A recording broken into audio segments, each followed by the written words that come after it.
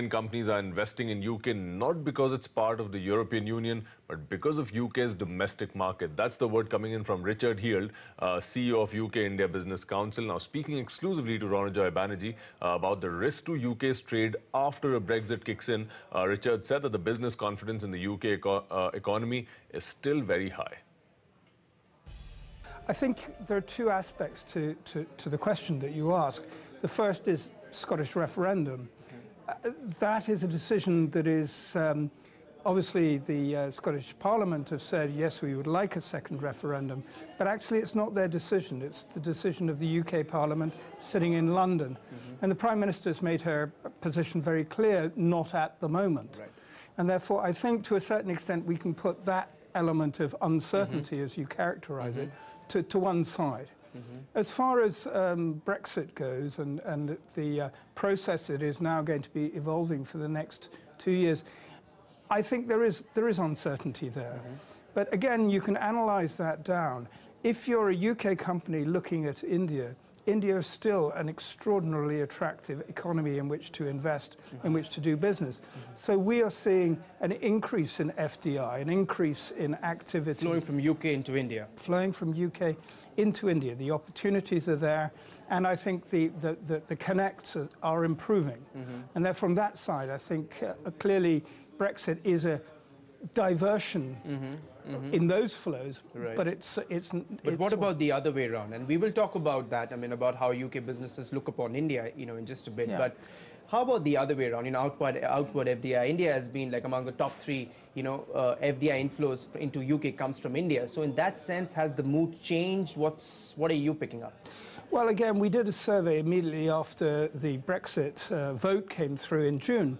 And we were surprised to find that a large amount of the investment, Indian investment in the UK, is in the UK not for EU reasons, but is actually for UK reasons.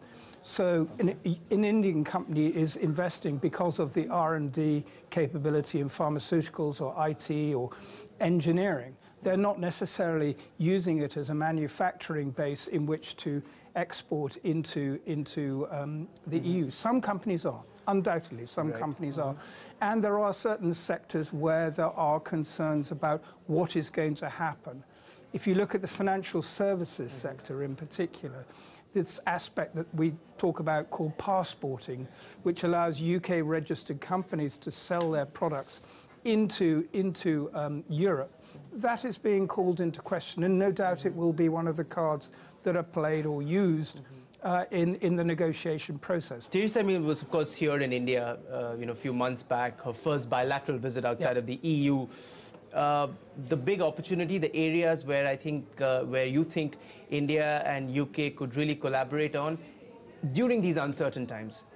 Well, I think the major area is around the key areas that India is developing in, around defence, around IT, ITS, where particularly in areas like fintech, edutech, these sorts of areas that are absolutely crucial to the development of India. One concern has always been about how India has 29 states, but they often operate as 29 different countries.